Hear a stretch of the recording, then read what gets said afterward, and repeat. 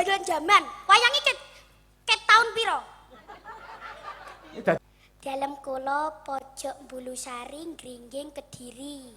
Oh, cah pojok Gringging to sampean? Nggih. Mas, pa ngono kuwi. Oh, kun tadi ki kok kuwi to. Apa terus. Kun tadi nyapo? Di dalang iki barang nyapo to. Wis gawe blangkon. Gawe mie kupu-kupu. Mie kupu-kupu ndi? Lah niku. Oh iki to. Nggih.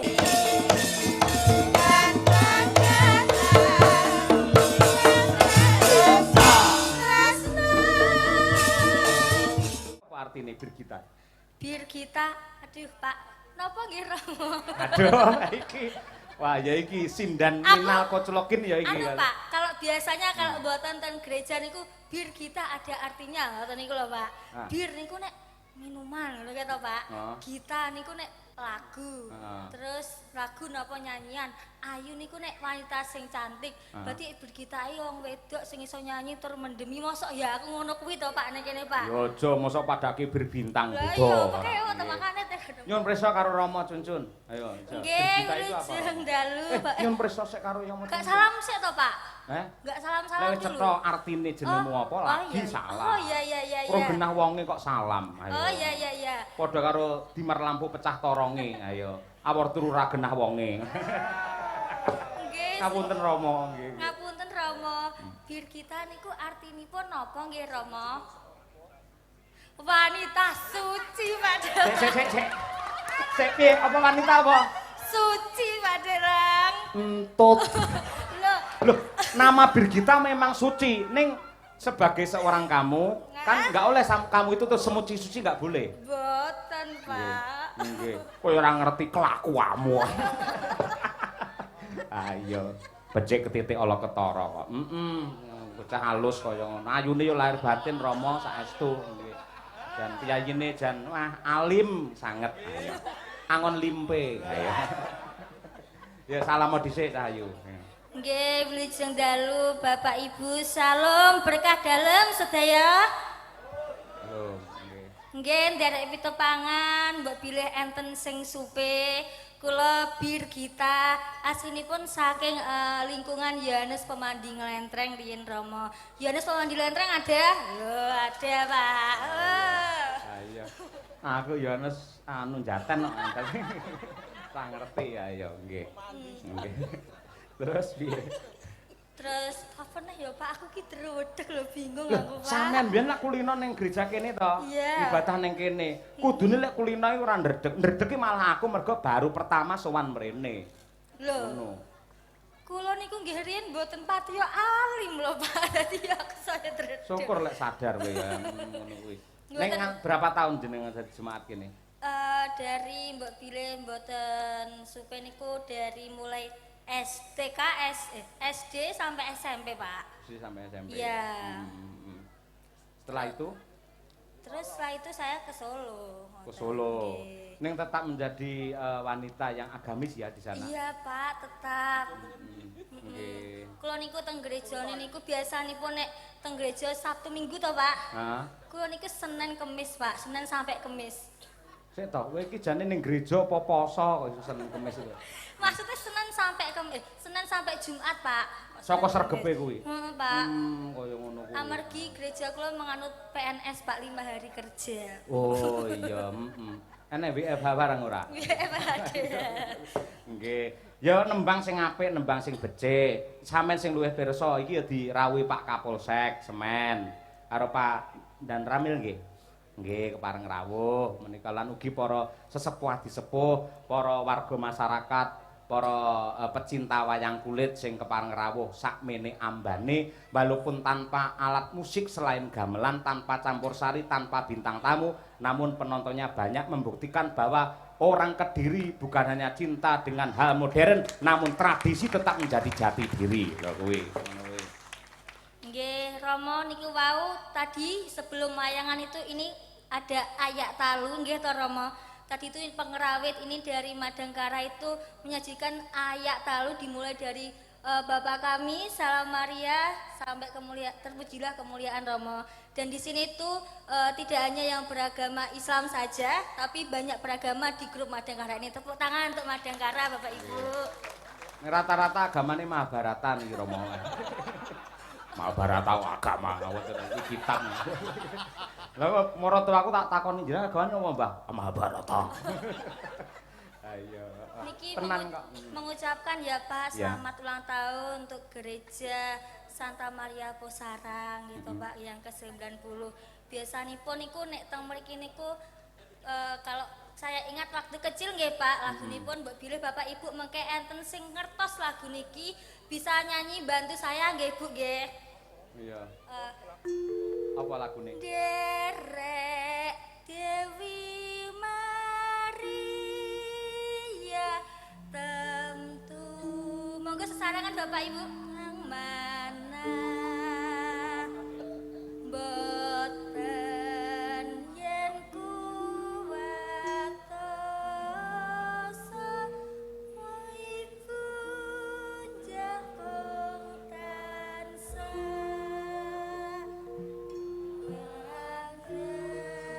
ratu ning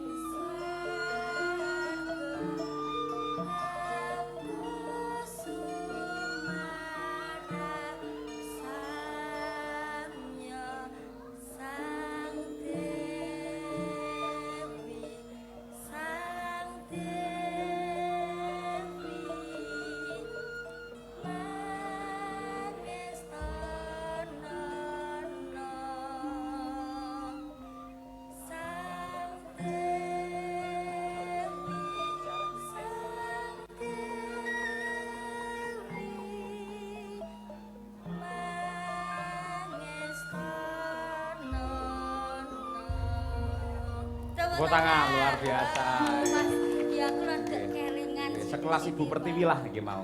Juas tenan. Sangat religi. Ayo, kanca-kanca iki wis pernah menyajikan ya kuwi hidup adalah kesempatan. Ya. Bepilih niki kan adalah lagu pujian gitu Pak. Saya mohon izin Romo bepilih saged berdiri sedaya untuk menyanyikan lagu hidup adalah kesempatan. Kita memuja Tuhan bersama di sini. Untuk ulang tahun gereja Sesi Pusarang yang ke-90 nggih Bapak Ibu nggih. Nggih. Ini biasanya pun diiringi anu loh Pak, musik tapi ini gamelan itu hebat loh Pak. Lah iya, kanca-kanca Santo Madangkara iki luar biasa. Ayo nggih. Najan tanpa latihan enek teke dadi. Ayo nggih nggih. Ayo. Jos coba kaya apa. Hidup adalah kesempatan. Terus Nggih. ada lagi Pak Mbok Birih mengke para dari OMK atau Mudika yang mau nyanyi di sini bareng saya ini sudah mempersiapkan lagu lagi Pak. Oh nggih. Seingat saya ini pas aku sekolah minggu Pak biar anak-anak. Oh iya iya. Iya. Pokoknya gayanya aku ngerti ngono ya. Lagunya itu ada Bila Roh Allah Ada, nanti bisa nyanyi bareng-bareng dengan seluruh umat di sini. Ngoten Pak. Nggih. Ning diselani sik ya hidup adalah kesempatan. Ya sampean sing ngomandu. Ayo monggo nggih. Sampun Mas. Oh Oke. iya. Monggo hidup adalah kesempatan. Yuk.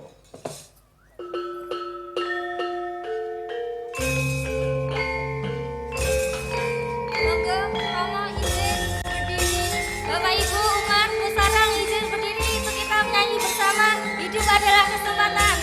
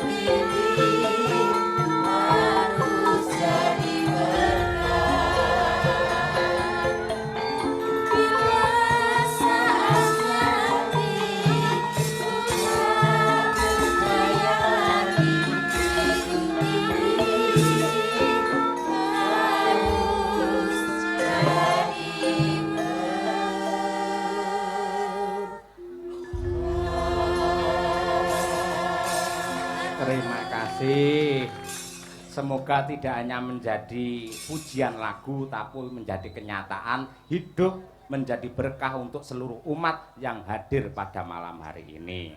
Nah, kuwi. Sampun nggih Pak kula, Pak. Nah? Sampun nggih. Loh, Pak Indro diaturi rene. Nah. Pak Indro nggih. Sing tepang lak jenengan. Kuwi panjenengan sing bimbing karo adik-adik mau. Ayo saka karawitan orang muda Katolik Sang Timur. Ayo, Apa kaya apa? Pundi?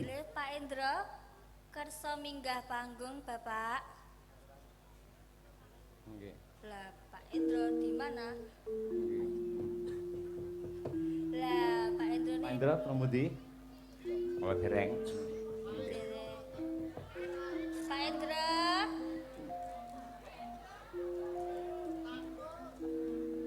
Mboten pinarak.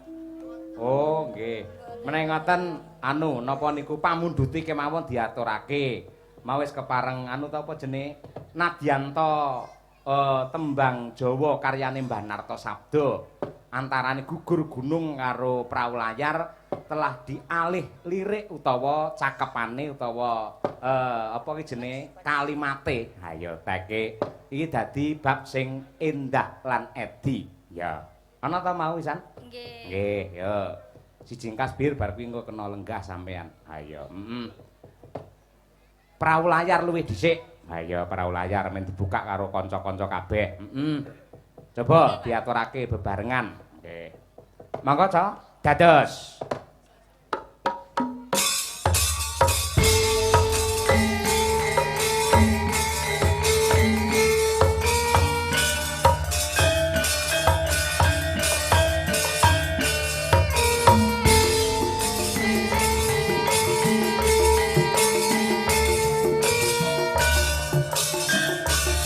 Kor.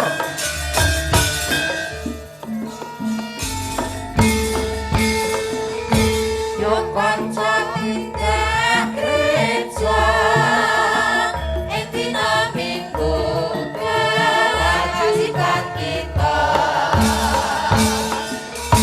tinggalno perkara ing donya golek berkah kanggo munggah swarga.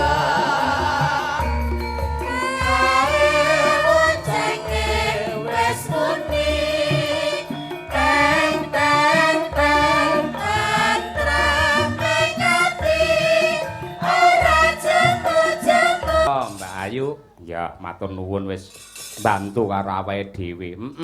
Luar biasa. Tembang menika kala wau lirikipun karya saking Pak Joko. Wah iya sembah nuwun Pak Joko. Dadi wong sing jenenge nuturi karo para warga kuwi kala mangsa yen nganggo kata-kata secara langsung malah ora iso mlebu. Nek liwat tembangi kala mangsa malah iso dikenang sepanjang masa. Bener kepara nyata. Ya. Iki awake dhewe ngestokake dawuh Rama Cuncun sak kabeh para panitia sing sangat luar biasa supaya sowan komplit. Ya, Kanca-kanca saka paguyuban Madangkara sindene Madangkara ana 6. Matur nuwun mau wis diampirke nggene Mbak Birgita Ayu wis disugata daharan ing kendung-kendung. Ha iya. Teka kene sik diparingi hidangan sing sangat luar biasa. Iki ana bocah cilik iki sing lagi viral ning TikTok. Ha iya, Genduk Kimura. Ditimbali karo panitia ora. Dheweke langsung WA karo Bu Kesi. Bu Kesi, kula mireng kabar tanggal niki badhe tindak wonten ing Posarang. Kula mbok nderek. Kula sampun lagu niku sampun kathah sanget sing kula apali. Dilis ana lek 100 ayo. Ndi sing ali-ali kutun manggung pangkur Semarangan dan lain sebagainya. Iya. Iya bocah Kediri. Coba nduk Kimura. Iki. Generasi handal, generasi hebat. Ayo. Wah, nggih. Nih salim karo Pak Dalang dhisik. Iya. Ah iya, elok tenan. Cilikane niki kan Salindri yo ngene iki wonge. Ayo. Nggih. Tak dongakne sampean sok iso kondang kaya Mbak Niken ya. Amin. Amin. Kediri luar biasa. Wiwit saka biyen Swargi Mbak Mega. Ya modele bentuke kaya sampean kuwi. Nggih. Ya ngono kuwi ginak-ginuk ngono kuwi. Suarane ya apik, lek omong ya celebang-celebung. Terus Nggih. enek Mbak Niken terus saiki Ki Mora. Nggih, jek enten Mbak Lintang nggih to. Lintang sapa? Lintang Kairo. Oh, Lintang Kairo. Ki Mora. Apa to artine Ki Mora? Ayo karo jenenge dhewe padha karo Mbak Birgita mau bingung karo jenenge dhewe. Ayo. Ya tadi Mbak Birgita wanita suci. Lah ya kuwi lek mergo didhawuhi karo Rama. Lah saiki sapa sampean artine Ki Mora? Lek ora ngerti takon Pak Dalang. Pak Dalang napa Bapak Romo? Oh, Pak Dalang ae ora. Mosok Rama Cucun kon ngurusi Ki Mora ora ya. Nggih. Nggih. Kimora niku artine napa Pak Dalang? Takon tenan? Nggih. Ki Mora. Kim itu tidak. Ora ki yo tidak. Tegese sampean teko kene tidak mengharap apa-apa dan sepi pamrih rame gawe untuk pengabdian terhadap nusa bangsa melalui budaya. Nggih. Dadi lek jeneng wis ora karo ora disangoni apa-apa aja gelem ya. Nggih. Ndak malah dadi dosa, paham? Nggih. Njihmu nek kaya wong merengut ngono malian. Ora guyon Pak dalam guyon. Iso salam kaya Mbak Bir mau? Dipelajari sampean. Oh iya, tirokno ya. Nggih. Nggih, sugeng dalu. Sugeng dalu. Rama Ibu sedaya. Rama Ibu sedaya. Ingkang kepareng rawuh. Ingkang keparuraruh. Kok iso ingkang kepareng warung iki piye to? Ingkang kepareng rawuh. Ingkang kepareng rawuh Wonten mriki. wonten mriki. Kula sinden Kediri. Kula sinden Kediri. Nami kula Ki Mora. Nami kula Kimoci. Iso Kimoci. Mboten ngertos. Ayo Ki Mora yo kudu. Kimora. Heeh. Nderek ndedonga. Derek dedonga. Mugi-mugi ingkang rawuh Mugi-mugi ingkang rawuh tansah pinaringan sehat walafiat durga mendak kala sirna yuwana basuki tentrem lahir batin selamat dunya tekan akhir. Iki aku mau kongkon nerokne. Heh? Niki kula dikongkon nerokne sampean. Heeh. Ndang, piye? Amin. Ayo pinter, heeh. Nggih. Kelas pira Cahayu? Cahayu kelas pira? Kelas sekawan. SD. Nggih. Kelas sekawan. Daleme pundi? Alamate pundi? Dalem kula pojok Bulusari, Gringging, Kediri. Oh, cah pojok ngringging to sampean? Nggih. Masalah karo makam ngendine? Mosok sak desa ora nek makame. Lha ning ndi Ya terusan? enten tapi kan kula mboten tahu alamate to. Ora tahu alamate. Nggih. Ora ngerti kuncine surga. Nggih. Ayo, nggih, siap, nggih. Nggih. Bapake apa seniman dalang? Mboten. Apa penabuh, Mboten. wiyaga, Mboten. budayawan, Mboten. seniman? Mboten. Lah apa copet? Apa? War Pak Lah kok Dalang. mboten terus apa? Ngawur iki apa pake? Bapak kula niku pedagang buah. Oh, berdagang buah. Nggih. Terus buahe sapa sampean? Mboten buahe enten manggis, enten duku, enten mangga. Oh iya, heeh. Nggih. Dodole ning endi? Teng pasar. Iya ning pasar kabeh bener ning pasar. Pasar Nggih. ngendi? Gringging. Mboten. Banyakan. Nggih, banyakan. Pelem podang cilik-cilik kae. Nggih, pelem enten duku, enten napa-napa. Wah iya apal enten napa-napa. Ibuke sinden. Mboten. Lah apa ibuke? Ibu kula nggih pedagang. Oh ngewangi pake. Nggih. Terus sampean kok iso dadi sinden kuwi alure kok sapa? Turunan. Turunan. Heeh, turunan kok sapa? Heeh, turunan. Turunane Lah, Sik to, Mbah. sik to. Mesane cacile ndak nangis, cacile diprotes, Mbah, Mbah. Sik. Imbahe saka gemese kok ora ayo. Lah nggih. Nggih. Niki kula turunan saka mbah kula. Oh. Ayo mbahmu jenenge sapa? Yasriyati. Yasriyat. Yati. Yasriyati. Mesti Nggih. lek dialurke munggah mesti enek. Mbak Birgita ki pake dudu seniman, ibuke dudu senimane bareng munggah ya ki Mbah Kus seniman dalang. Oh, nggih. Oh, kaya ngono kuwi. Heeh. Sampeyan nek ditarik munggah ya mesti enek alure seniman. Nggih. Nggih, ayo. Tek sopan mendadak nggih ngono kuwi lho. Nggih. Ha iya, tangane kaya jahe nggih ngono. Ayo, sebabe apa sampean ora isin dadi sinden? Sampean ora wedi diolok-olok teman jenengan, apa kuwi kuno, apa kuwi sinden ketinggalan zaman, ora isin dilokke ngono. Ngapa isin? Malah nantang aku arep menteleng. Ngapa isin? Ora, Pak Dalang iki mung takon lho Cahyu, ora. Nggih. Lah kula dilokne nggih, lokne balik. Oh iya. Saiki pamane aku karo kowe aku kancamu ngelokne ya. Aja dianggap aku Pak Dalang Cahya aja ya. Anggepen kancamu. Nggih. Ki murai bocah generasi saiki seneng nyinden. Ih, gilani kuno kowe mbok seneng sing nyanyi-nyanyi ala sekarang apa nyinden nggae gelungan kaya ban Vespa ngono kuwi. Oh, kun tadi ki kok kuwi to. Apa terus. Kun tadi nyapo? Dadi dalang iki bareng nyapo to. Wis gawe blangkon. Gawe mie kupu-kupu. Mie kupu-kupu ndi? Lha niku. Oh iki to. Nggih. Heeh, arep mencok ning nggenmu kok ora ayo. Nggih. Lah aku dalang kan genah, aku ya bojone Bu Kesi, tur ya dosen, terus nglestarekke budaya. Lho sampean ki apa sik cilik? Mbok sekolah sing pinter, lek pinter bakal dadi dokter. Mung dadi sinden apa kaya ngono kuwi? Kuno, ketinggalan zaman. Sampeyan yo ketinggalan zaman. Wayange ket taun piro? Iki dadak ngeling-eling aku malian. Ket taun 1900 ayo ngono kuwi, heeh. Ning apa intine apa sampean kok iso seneng nyinden? Nggih, seneng. Nah iya, ngene ra kena diprotes ya, Nduk ya. Halah nggih.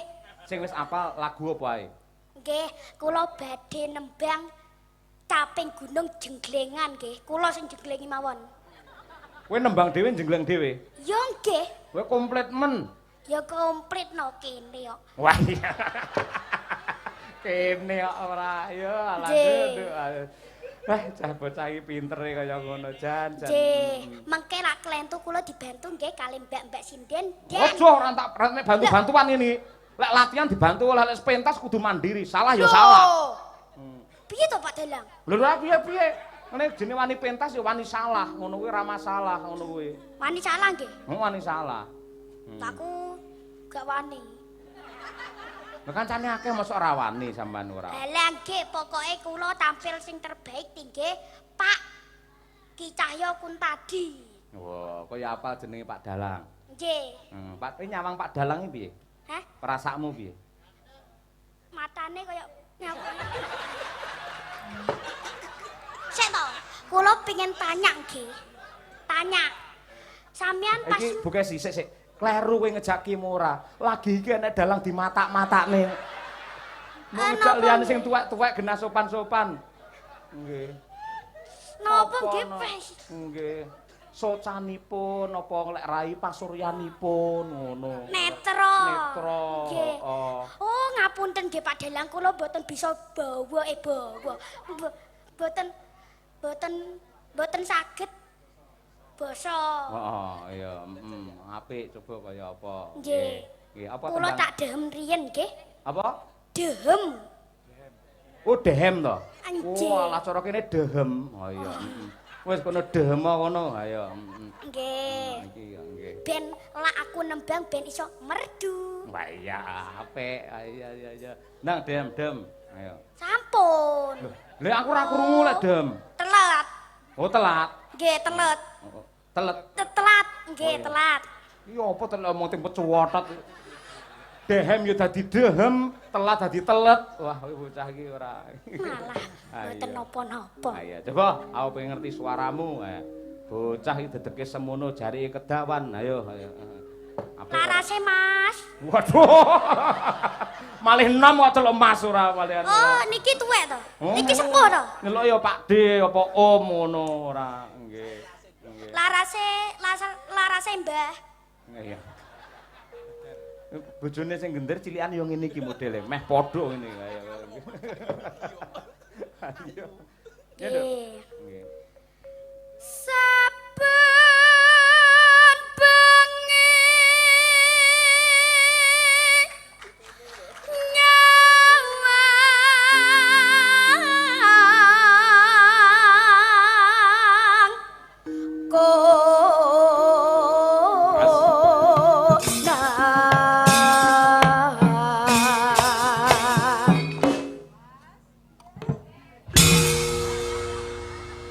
lagi iki lho nek sinden diborong dhewe. Wah. Wis nyanyi dhewe, nyengleng dhewe, sik enek turane gila-gilu sirahe ora. Nggih, senggaan nggih. Hah? Senggaan nggih. Oh, sing cara lawas to? Timbang pi to? Nggih. Wis kurang-kurang. Kuwi cah iki piye tak emut raimu lho engko ora jelas ngono. Sida senggaan apa ora? Nggih, Sindo. Ah iya. Timbang turu sore-sore. Lho kok ngono? Lah piye? Ngene lho Pak Dalang. Timbang turu sore-sore. Ayo nonton wayang yuk. Dalange Pak Kicayoku tadi, garwane Bu Kesi, sindene kula. Lambemu iso mbebret ngono iki piye carane iso? Lah emang iso mbebret ngene lho. Nggih. Ngono ayo. Lah mboten napa-napa, mboten napa-napa. Oh iya mboten napa-napa. Jan apik. Nggih, lanjut nggih Pak Dalang. Arepmu. Loh. Ya lanjut. Oh lanjut ayo lanjut. Ayo nggih. Yen memajang mung karo Bokonge, Nduk. janur kuning.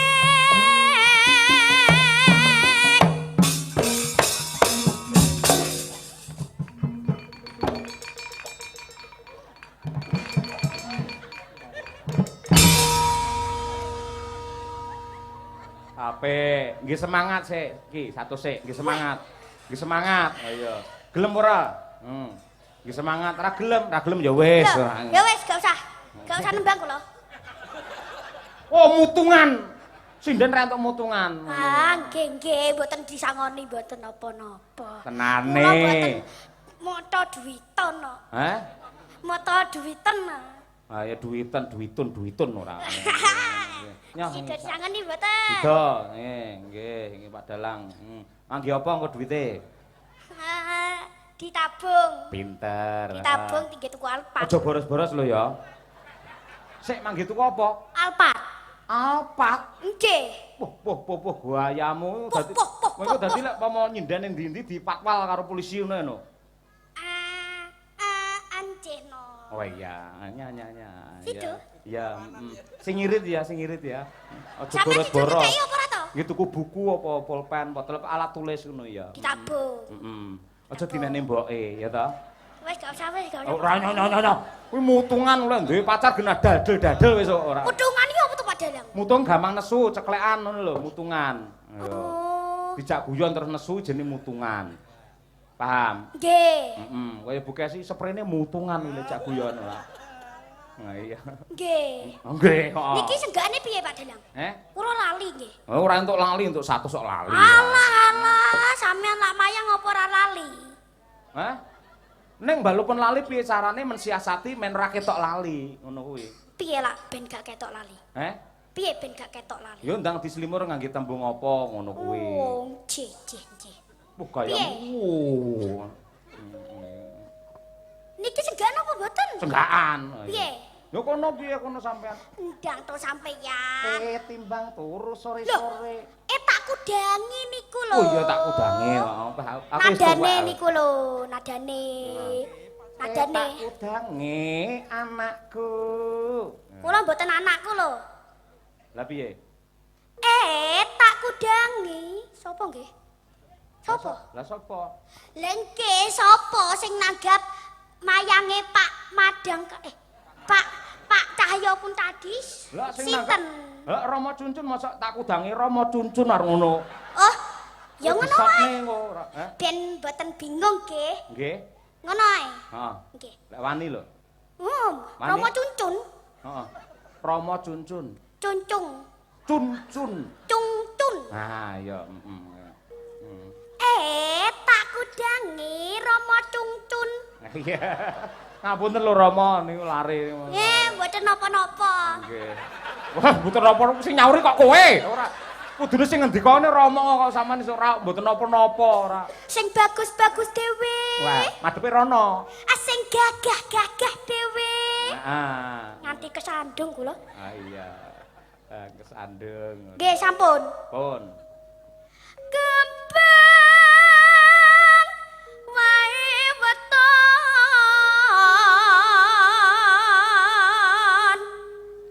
1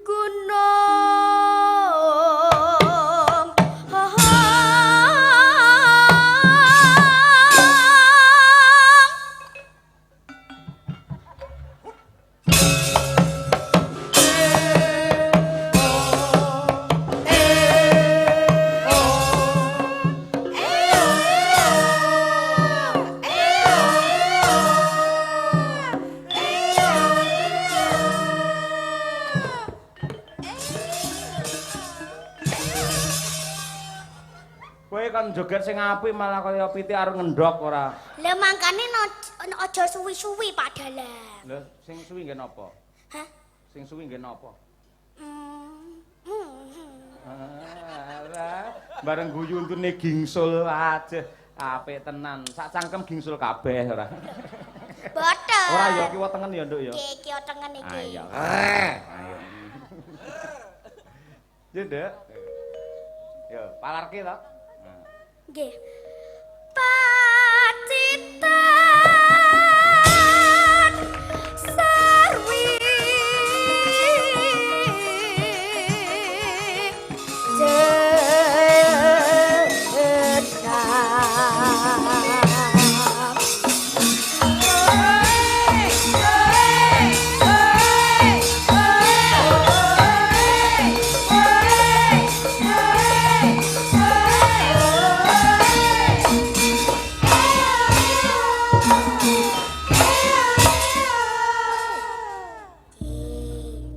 penabuhe Pak Dalang piye? Kanca-kanca wiyaga piye? Sae. Sae. Sing rasae sapa? Hah? Sing rasae sapa? Lho, Sing rasae niku no. napa? Mboten yogane. Lah napa? Sampeyan. Kowe rene tak pluwinteng sisi ora. Bantengen. Hah? Bantengen, bantingen.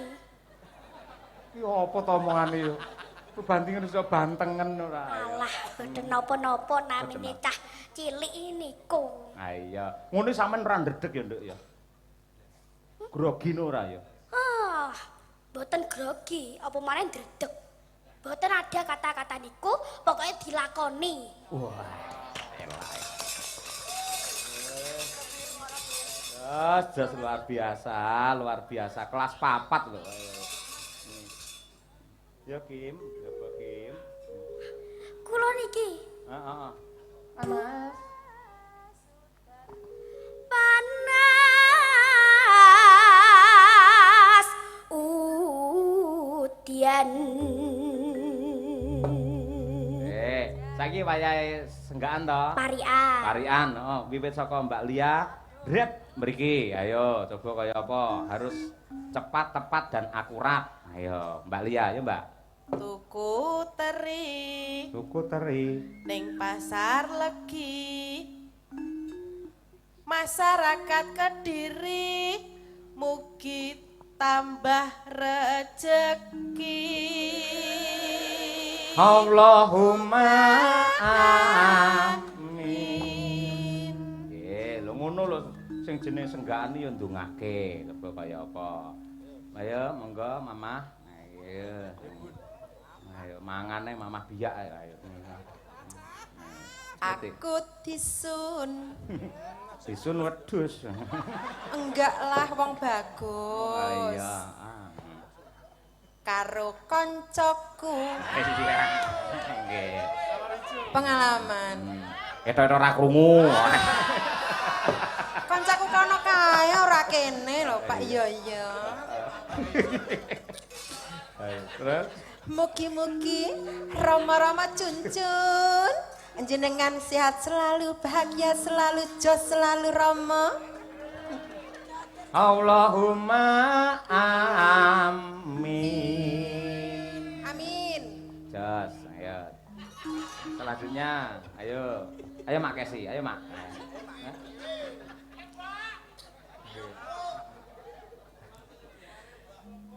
Beli arang ke Surabaya, semoga semua jamaah gereja Pusarang bahagia sejahtera sepanjang masa.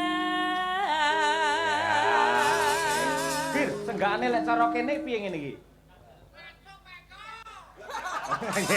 Kalau senggakane masuk Pak Eko lho. Berkah dalem, Pak. Berkah dalem Gusti ngono. Nggih, saged ngoten. Oh, iya. Saged nggih Rama nggih, berkah dalem Gusti. Oh iya. Nggih. Selanjutnya sapa iki? Ayo, Mak kedua, ayo Mak. Ayo iki apa? Nggih. Tuku tomat Tuku tomat. terus diolu. olu ayo. Mbok dimamase iso diolu ayo. Iki jane wong apa ula ayo. Semoga semua umat berkah dan sehat selalu. Yuk, berkah dalam Gusti. Nggih. Ayo Bir, ya iki genah iki ngrenggo bab Gereja Katolik sarang. Oh, iki pancen ahline lek iki. Ayo. Biasane parikan ngene tok langsung Pak Lurah iki 100. Ayo. Mboten Pak kula niki teng mriki niku mboten ngarepke bayaranipun jenengan lho Pak saestu niki. Ora ngarepke bayaran Pak aku. Mboten. Kok iso ngono? Tapi nek mboten jenengan kei ya bangetan lho Pak jenengan iki. Iki wis padha ae ora. Piye? Ning Semarang. Ning Semarang. Tuku timun umat gereja Poh Sarang. Semoga guyub rukun berkah dalam Gusti. Amin. Amin. Ayo, jas ngono kuwi jenenge sarjana seni kok. Ayo. Ya bakal kuliah, ning sekolah tinggi, Gajah ora tinggi, Gajah Mada. Ngono kuwi. Lah ya sekolah tinggi kae. Ya nang coba kaya apa Cahayu, bocah anggere ora bad mood ayune ra mong ae. Kaya iki lho. Meh kaya iki lho sampean. Ayo.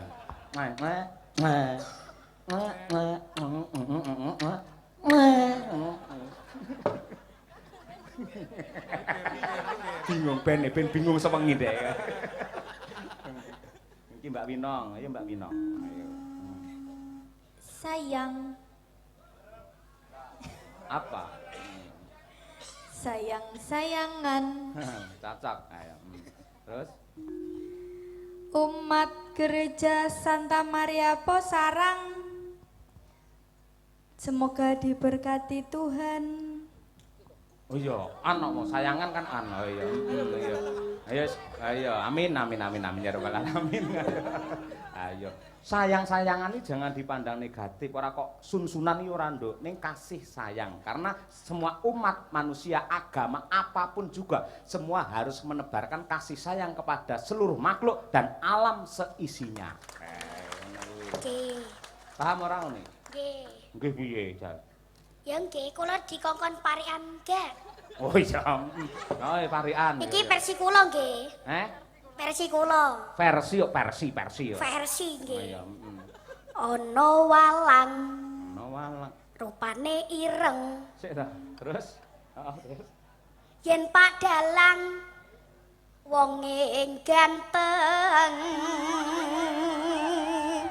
Ngandek tak tambahi 100. Walah mboten napa-napa. Kowe tak omongi, sinden 6 ki ora tau ngelem aku blas. Gak rugi nang ngene iki. Langsung untuk 200 ya. Ya. Duk, kimora, sik to. Bu Kes iki nggumun karo sampean. Bocah cilik sik bayi kok ngerti lek Pak Dalang iki rupane ganteng. Ya Allah, Nduk. Piye ceritane kuwi gantenge Pak Dalang ning nggon apa? Mripat, irung, pipi, baju apa nih, Nduk? Hah? Sing ganteng Pak Dalang ning nggon cah cilik kok ngerti Pak Dalang ganteng. Rumah saku Pak Dalang ya biasa, elek. Sawangen aku sih. Lah ngono elek. Lah biasa nggih ganteng. Iya. Gantenge ning nggon ndi, Nduk, Cahayu? Gantenge ning nggon Weteng. Hah? Neng weteng. Wetenge gedhi. Heeh. Gedhi mergo isine gajah. Pengen roh telalene apa piye? Ayo. Itu awake nyuk. Ngomong. Pak Dalang niku gantenge dari wajahnya. Oh iya, makasih. Ya, wis ngono kuwi. Sinden-sinden tak omongi ngelemu aku ganteng 100. Ayo. Yo, angel kon ngelem ngono angel. Angger ngrasani dalang wis tuwek yo. Ayo Kim. Ayo. Panas udan. Udan panas udan panas haling. Caping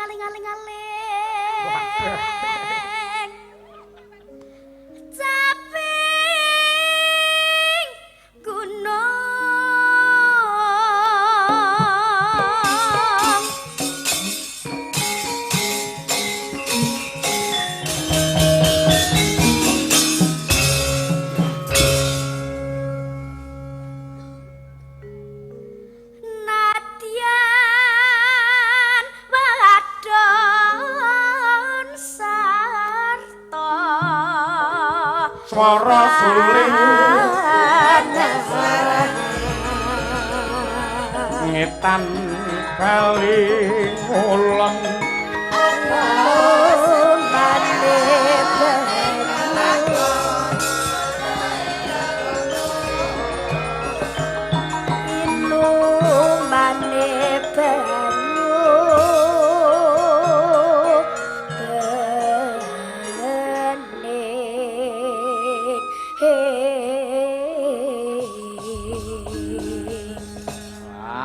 biasa lancar lagi bawa apike kaya ngono urung lek dilanggamne urung lek dindangdutne genah luar biasa.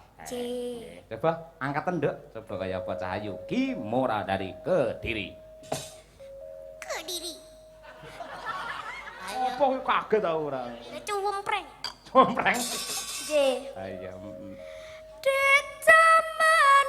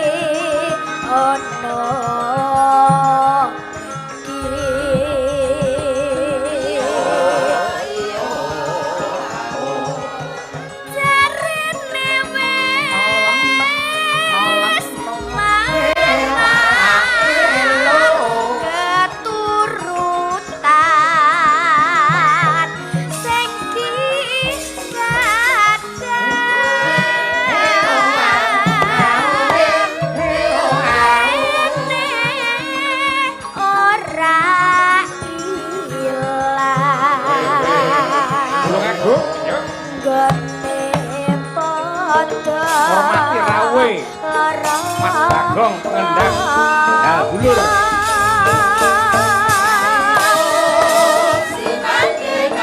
apa kok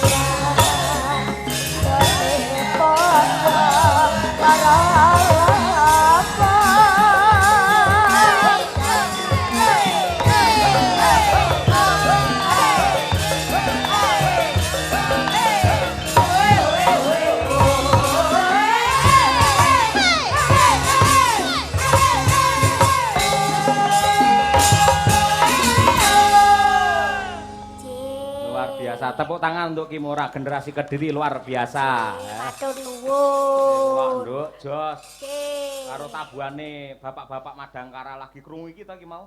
Nggih. Bingung sih an jogeti ya.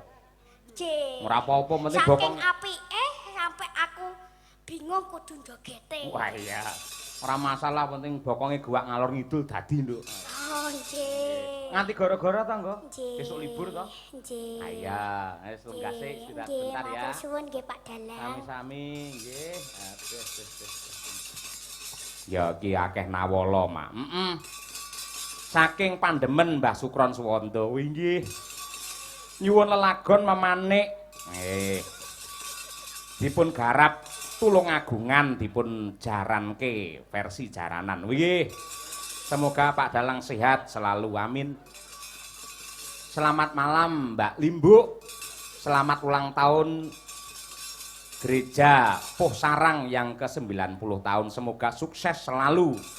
Dengan ini saya minta lagu Ulo Tampar. Lagu ini saya kirimkan kepada semua pengurus besar dan pimpinan wonten ing Gereja Katolik Puh Sarang. Semoga selalu setia dalam menjalankan tugas mulia ini. Amin. Dari penggemar YouTube-nya Pak Dalang tertanda karyawan gereja. Nggih. Ya, wong awake dhewe ditimbali rene iki kaya ngimpi kok, Mak. Ya mergo ya mirsani saka YouTube akhire do nunggal swara supaya ndhawuhi awake dhewe. Ya matur nuwun. Permintaan tembang Gubuk Asmara dari Pak Tukiran. Sinten iki nggih? Pak Tukiran apa Pak Tukijan niki? Non? Pak Tukijan. Oh nggih, ngapunten nggih. Untuk rekan apa nggih? Rekan-rekan di Puh Sarang, di Pondok napa Pak? Bengkok. Bengkok napa bengkok niki? Bengkok. Oh nggih. Ora enek sandangane. Nggih, oke. Yo, Nimas Ayu Winong Nawangsih gandeng ini ana pamundhut jaranan terus ya si tukang jaran Madangkara ki ya Winong. Ya. Men jumeneng luwih dhisik. Hormati nganggo cublak-cublak suweng. Coba kaya apa? Berpacu dalam melodio.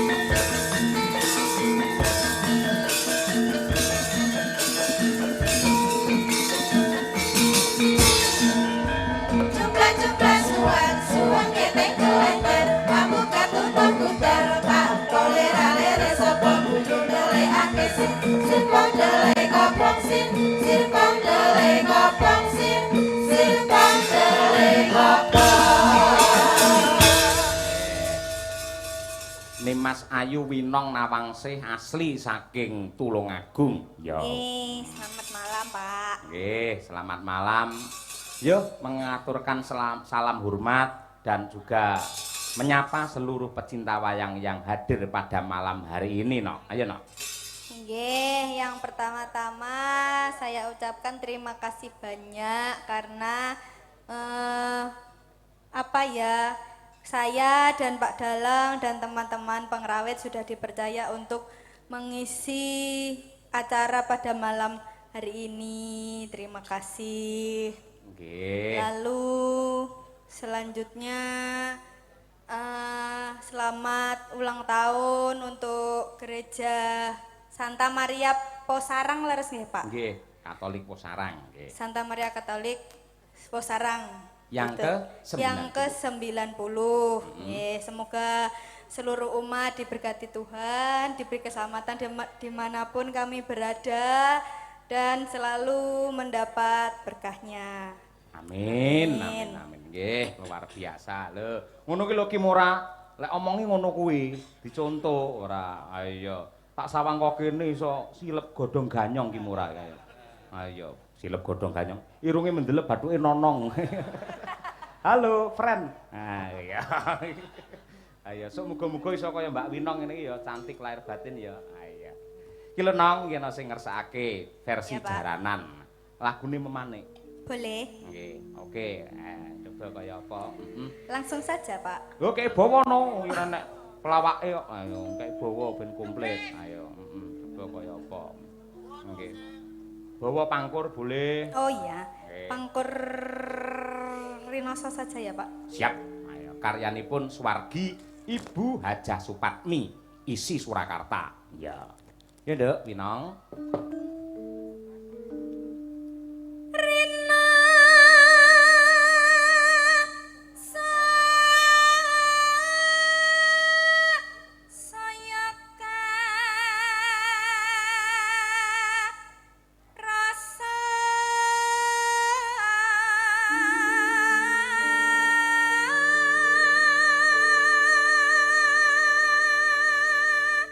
Suarane bening ya, Mak.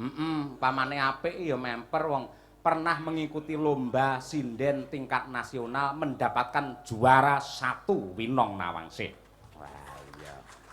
Kaya ngono kuwi. Kaya ngono kuwi. Mula ya tur le kuliah ki ora kaya kancane ning STSI utawa isi Surakarta. Dhek malah mlembar ning UNS. Apa, Nduk, jurusane, Nduk? Jurusan Pendidikan Bahasa Jawa, Pak. Loh, malah pendidikan bahasa Jawa. Iya, aku mbiyen ora mung sak jurusan kok, Nduk. Kenapa, Pak? Kuliah langsung jukuk loro. Bengi jukuk komputer, isuki hukum, dihukum polisi ya. Nggak boleh ya, nggak boleh ditiru ya. Nggak boleh ya, itu salah ya. Guru, jangan guru. Ayo ngono kuwi.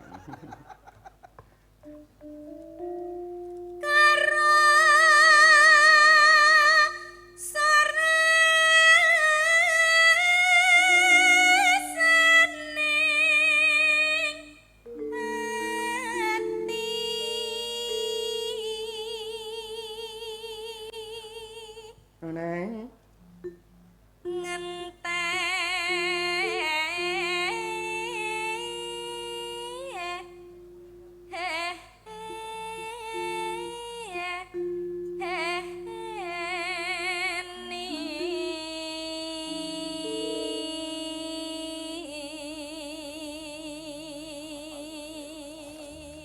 Suarane apik, bocahe ayu, dedeke ya entuk. Tur seprana-seprene fokus anggene kuliah, ora duwe pacar. Lah nggih niku lho Pak sing perlu digarisbawahi. Bener ta omong aku? Iya, itu perlu iya. dicontoh itu ya. Estu Pak menika mboten duwe pacar. Niate mangkat King Tulungagung iki bener-bener fokus untuk nyecep ngelmu. Ayo. Nyecep ngelmu saja, nggih. Sok nyecep, sok dicep-cep berarti. Ilmune kan Pak. Ilmune disebarkan kepada generasimu. Iya, kalau sama Kimora kan saya yang dicecep, betul iya. ya. Aku arep nyecep ya dosa, ayo. Ini di gereja loh Pak, nggak boleh kayak gitu. Ilmu lho. Oh iya. Ayo, lupa.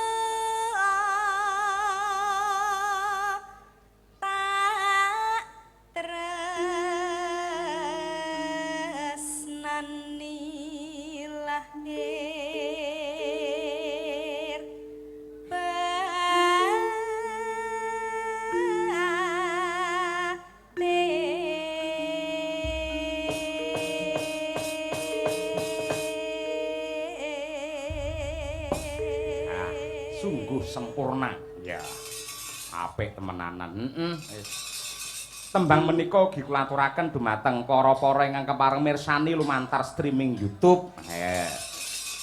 Pak Waris Sugiono dan kawan-kawan lan sedaya kemawon matur nuwun katresnanipun lumantar YouTube. Ya lantaran iki lho Nong, mergo anane YouTube iki akhire Omo iki iso dikenal tekan ngendi-ngendi, diundang nganti tekan Puh Sarang iki mergo saka YouTube. Sampeyan jeneng iso melambung, iso dadi bintang tamu tekan ngendi-ngendi ya lantarane media massa kuwi. Alhamdulillah. Mula aja nganti lali menyapa lan uga grapyak karo para-para pandemen ingkang mirsani lumantar YouTube. Ning ya aja nganti lali karo sing kepareng mirsani ana ing lokasi kene. Monggo memanik karyanipun Om Sun Gondrong Tulungagung ditembangkan oleh sinden juga dari Tulungagung.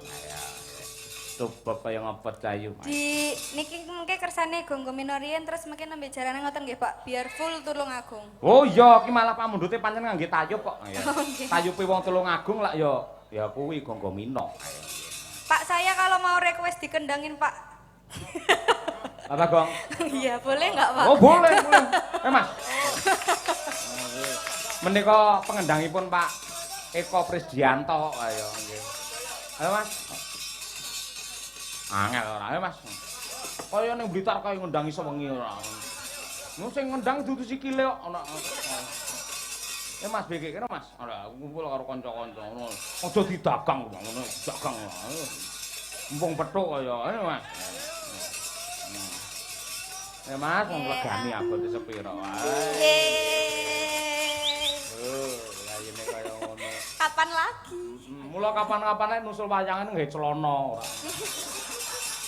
Ah ya kowe nyemoni sapa? Ya sapa-sapa.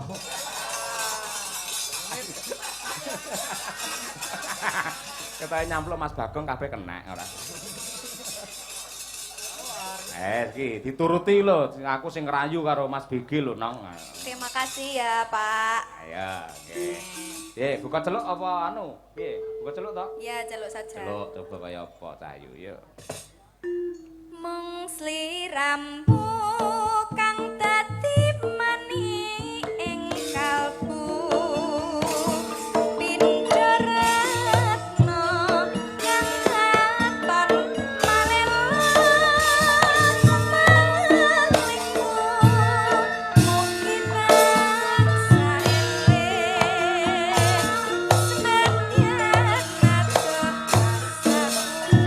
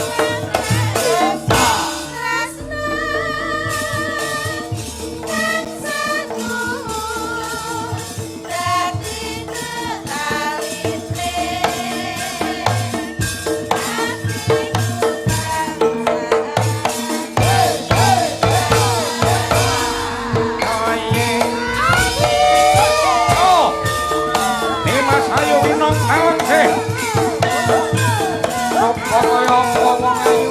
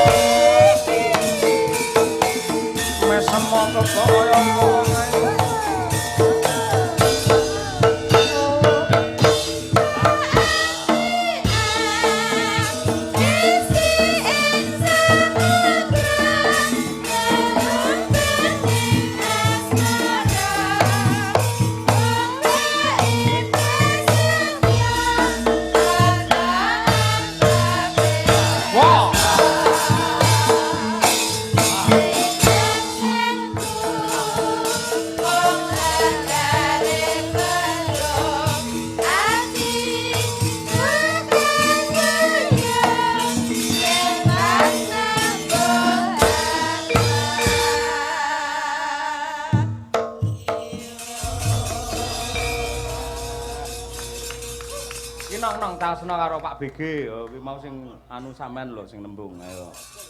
Tasno Pak BG. Lah.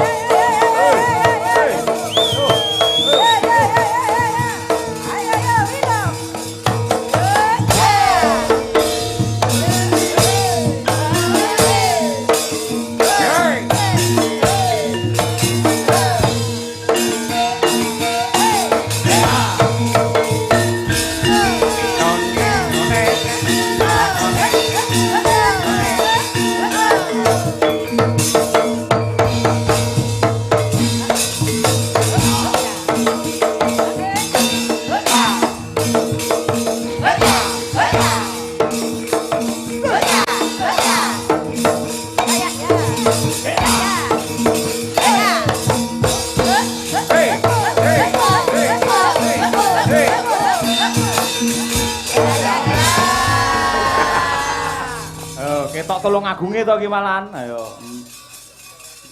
Nggih. Kaget lho, Pak. Kaget wong jarane angger krungu dungklek langsung jegirat tok. Ayo. Lah, mosok dikendangi gak dijogeti. Ayo maneman ya nong ya. Nggih, permisi ya, Pak. Ini dari Bapak Cahyo. Terima kasih ya, Pak.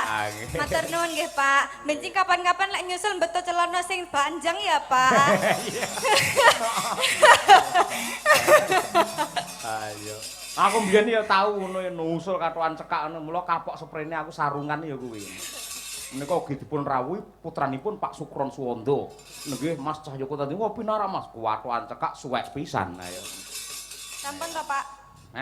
Boleh duduk to, Pak? Boleh, silakan duduk. Ki Mora lek nang kono semelang glundung nyedak Mbak Winong kene ra apa-apa lho, Nduk. Sedak kene ra apa-apa nang kono glundung. Roh ilang golek wong pirang-pirang ra temu cilaka. Temu-temu bae ning wit kambil, wah wis. Kim, kene ra apa-apa cedak kene nimbang pinggir. Ayo. Mbak Lia biasane lek saya bengi saya nglokor ngondakan wedi engko. Ayo, matur nuwun ing tanpa upama. Mau wiwite setengah 11 saiki kudune wis leren dhisik. Ayo. Nggo bacut ning nggen gara-gara. Nggen gara-gara mumpung dinane prei. Ayo, Maulud Nabi ya karo tirakatan karo nyuwun marang purbane Nyuwang Agung lantaran Gereja Katolik Pusarang anggene wayangan dadi keberkahan untuk seluruh umat. Ya, bener kepara nyata. Yo, Nduk, rakit mbacutke gelaring sanggit tak dereake.